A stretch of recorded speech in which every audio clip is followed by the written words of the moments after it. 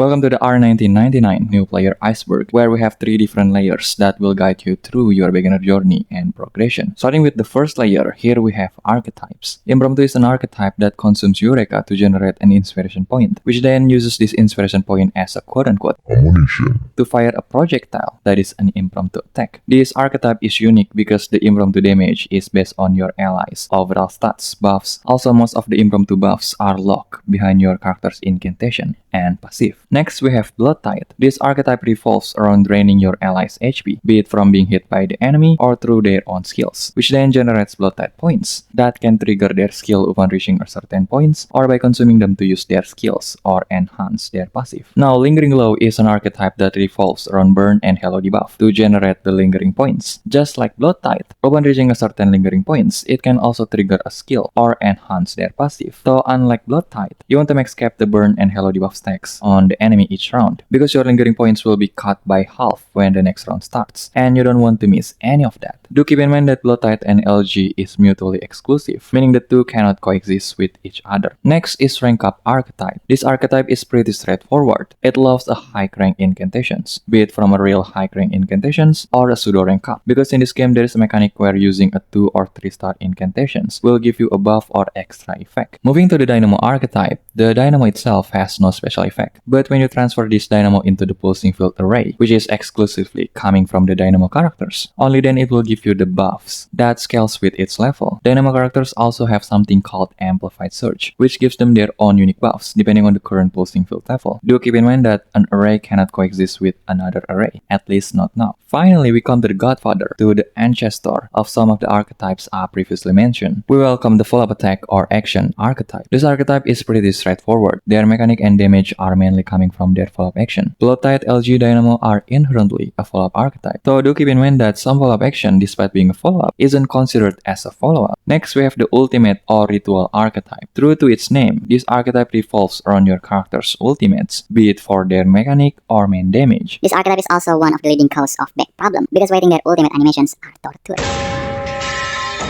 Last but not least, Poison archetype. This archetype is pretty straightforward. You want to feed the enemy with as many poison stacks as you possibly could, so you will get a huge quote-unquote DOT damage. Also, your poison damage is a Genesis damage, which indicated by the blue damage. This means this damage ignores all defenses and damage reduction. Well, not anymore, because now we also have Genesis damage reduction. Now, my personal recommendations for the new player are the Impromptu and Follow-up archetype, because in the next patch we get Pepper Heron, which is an impromptu character, and Hegwang, which is a follow-up character and Flutterpage big brother. The current new player is also lucky because we're having a free 100 summons, and as a new player, your first step is to have 2 teams ready, so we can move into the next topic, that is Limbo and Lucidscape. These are the contents where you can get your monthly clear drop income and the resource to buy the inside materials, with the priority of Crystal Casket, Kakamoni, and the Seed. Speaking of inside, in general, Resonance level 10 is already more than enough, especially if you're a new player, with the priority of your DPS first.